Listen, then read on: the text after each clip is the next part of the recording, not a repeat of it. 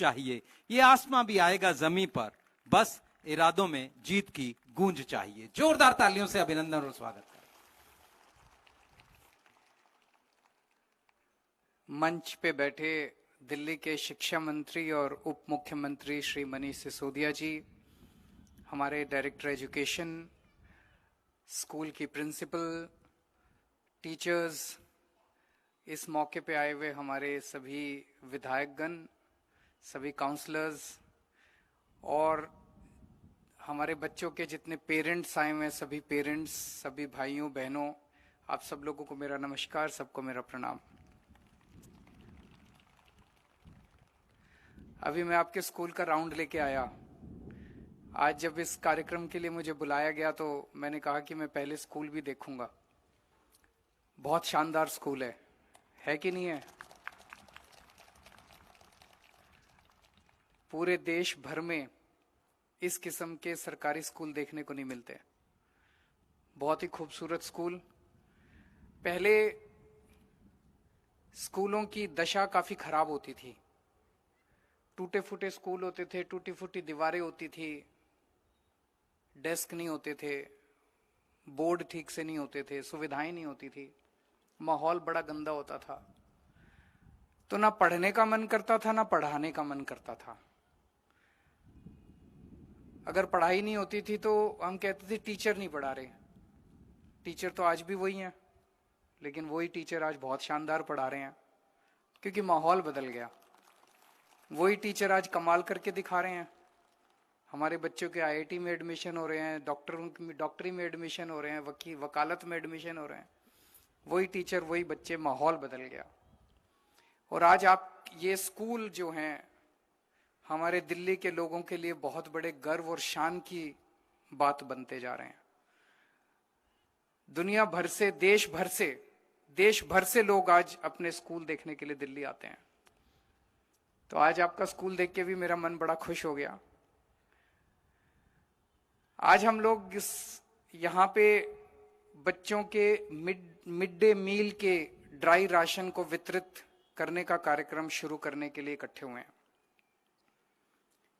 पिछले 9 महीने बहुत मुश्किल गुजरे और अभी ये मुश्किल कब खत्म होगी, अभी इसका भी कोई दूर दूर तक नजर नहीं आ रहा।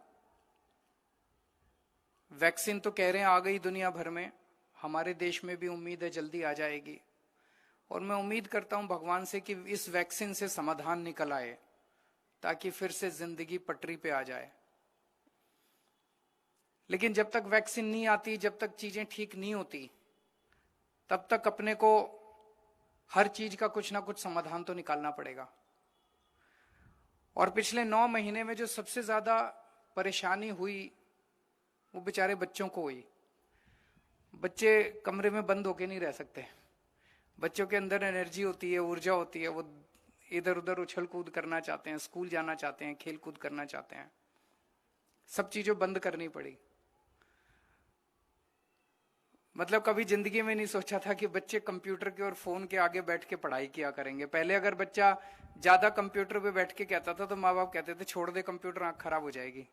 अब उनको कहते थे पढ़ ले थोड़ी देर कंप्यूटर के सामने। तो पूरा माहौल ही बदल गया। मुझे बेहद खुशी है कि हमारे टीचर्स ने इस दौरान बहुत शानदार काम किया।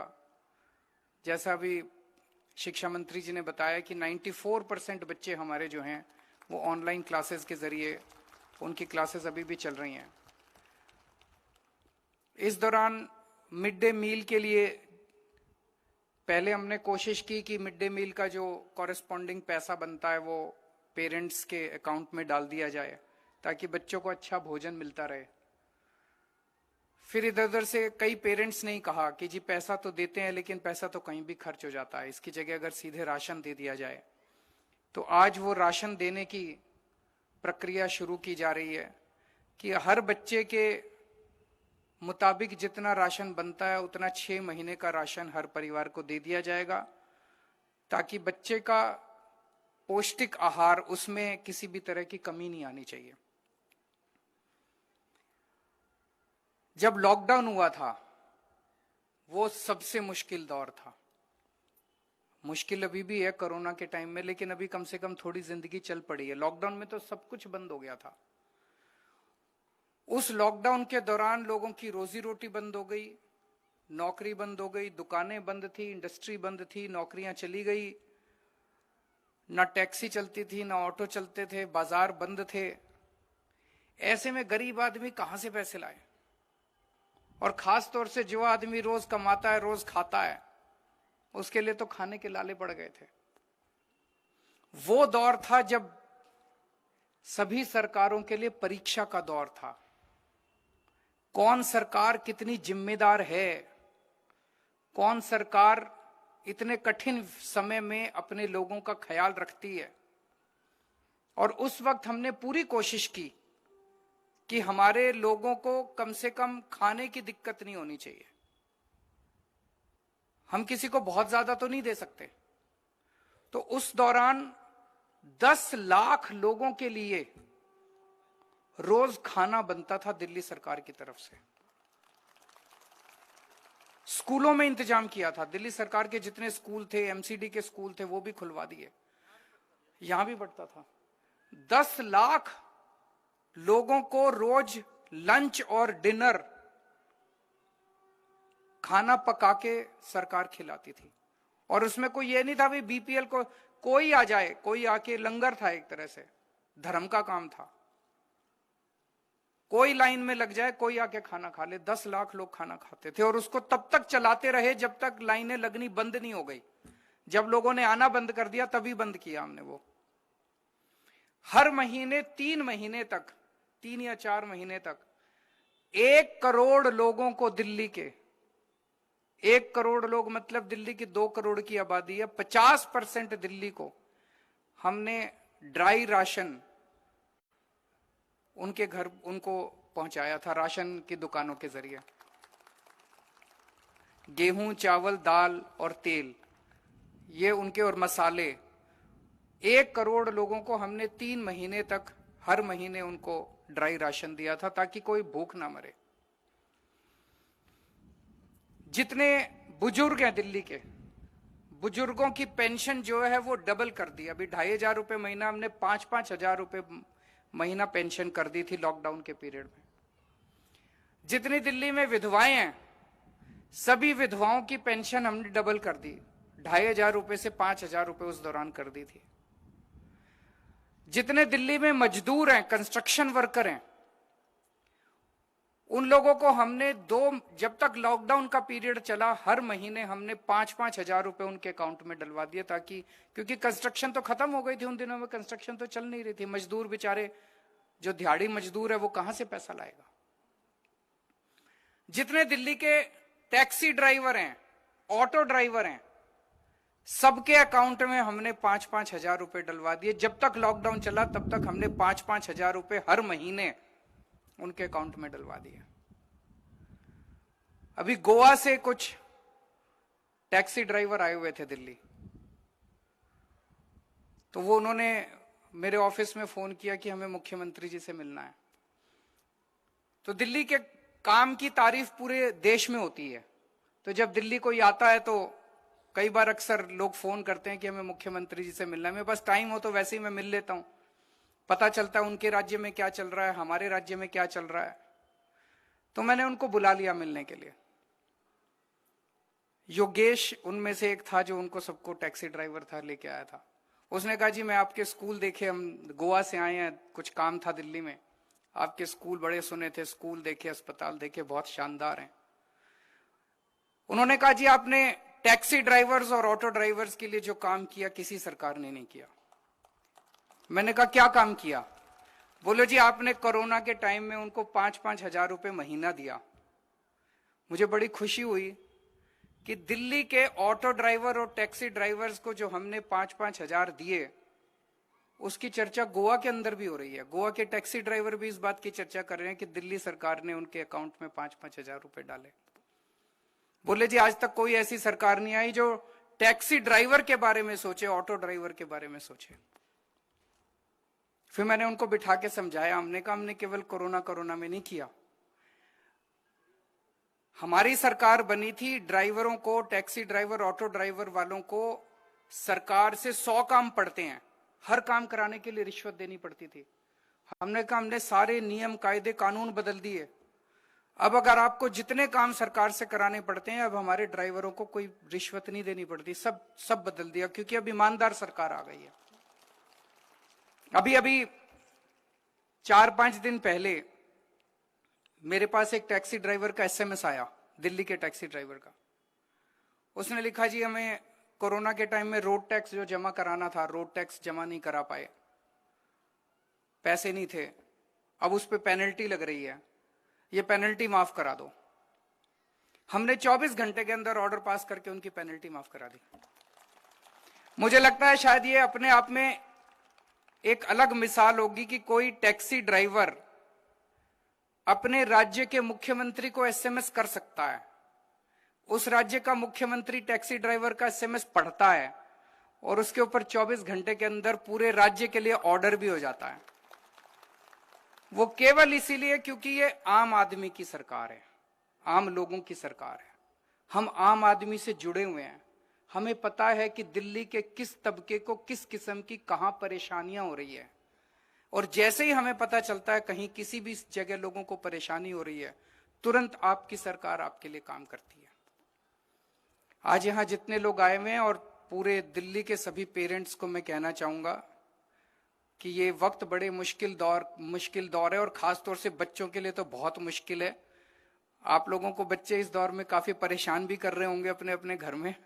बच्चों का अच्छे से ख्याल रखना, उनको अच्छे से इस दौरान कोशिश करना जितना पढ़ सकें, ऑनलाइन क्लासेस अटेंड कर सकें, और जो राशन ले जा रहे हो केवल इस राशन से नहीं, आप माँ बाप हैं उनके, पूरी तरह से उनका ख्याल रखना, उनके खाने पीने का ख्याल रखना।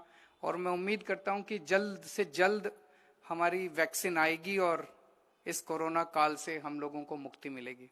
आप सब लोगों का बहुत बहुत शुक्रिया। सर की सोच यही कि तन समर्पित मन समर्पित और सब ये धन समर्पित, दिल्ली मेरी दूं तुझे क्या, और यह जीवन समर्पित। एक बार जोरदार तालियों से आप अभिनंदन करें, स्वागत करें। और अब हम डिस्ट्रीब्यूशन करेंगे किट्स का। मैं यहां से नाम पुकारूंगा। श्रीमती हेमलता जो माताजी हैं लब्यांशी की, जो दूसरी बी सेकंड बी की छात्रा हैं इस विद्यालय की, जोरदार तालियों से आप इनका अभिनंदन और स्वागत करें। और ये ड्राई जो हमारी राशन और किट है उसे आदरणीय मुख्यमंत्री जी के करकमलों से ग्रहण करेंगी। जोरदार तालियों से आप इस योजना का और जी सर के करकमलों से जोरदार तालियों से आप अभिनंदन करें। कुंवरपाल सिंह जो पिता हैं लक्षिता के, कक्षा 4 A 4th A, Shri Kunwarpal Singh Lakshita के पिताजी हैं, 4th A में ये बच्ची पढ़ती है, ग्रहण कर रहे हैं ड्राई राशन और किट। अगला नियाजुद्दीन जो सादिया के पिताजी हैं, कक्षा 4 A की छात्रा है, नियाजुद्दीन जी मंच पर पहुंच रहे हैं। इसके बाद अनीता जी निशा यादव की मम्मी हैं, 5th A की छात्रा हैं निशा यादव। उधर से भी तो आना है ना, वो सामान भी तो आ रहा है। आप इसके बाद अनीता जी ग्रहण कर रही हैं। मैडम रुक जाओ, अभी रुक जाओ। इसके बाद अंजू जी जो साक्षी की मदर हैं, 6th A में पढ़ती है बच्ची। मैडम रुक के मैडम रुक के अब जाइएगा, बात कर लेना। श्रीमती अंजू साक्षी की मदर हैं और 6ठी A की ये छात्रा है इस विद्यालय की। अब श्रीमती साइस्ता जो मोहम्मद अली हुसैन की मदर हैं, 1st A का छात्र है, SBV नंबर 3 मंडावली का इस विद्यालय का।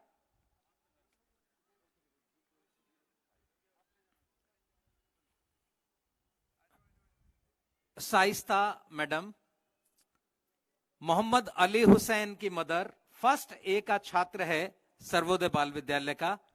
उसके बाद श्री विभीषण दास जो पिताजी हैं आकाश दास के, छठी ए में बच्चा पढ़ता है इस विद्यालय में।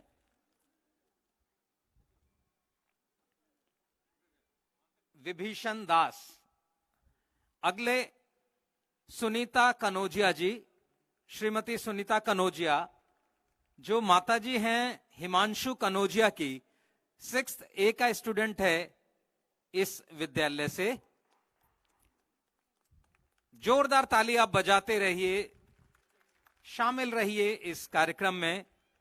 श्रीमती सुनीता कनौजिया ग्रहण करेंगी ड्राई राशन और किट अपने पुत्र हिमांशु कनौजिया के लिए, कक्षा छठी ए का छात्र। इसके बाद श्रीमती मंजू अंकित कुमार की माताजी हैं और 7th ए में यह बच्चा पढ़ता है, ग्रहण कर रही हैं ये ड्राई राशन और kit Shrimati Manju. Happiness kit और ड्राई राशन।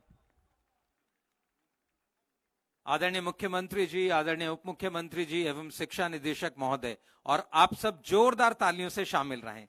श्रीमती शकीला, श्री सिराजुद्दीन सैफी, समीर सैफी के पिता हैं, 7th ए का ये बच्चा है। बाकी सभी माता पिताओं को विद्यालय की ओर से ये सब चीजें प्रदान की जाएंगी। ये हमारी किट। एक बार जोरदार तालियों से दिल्ली सरकार के इस संकल्प और सोच के लिए हम आभार व्यक्त करें। मीठी बात और चेहरे पर मुस्कान, ऐसे ही लोग शिक्षा निदेशालय की पहचान। और इन शब्दों के साथ मैं आमंत्रित करता हूं श्री के.एस. उपाध्याय जी को वोट ऑफ थैंक्स के लिए। एक बार जोरदार तालियों से आप अभिनंदन और स्वागत करें।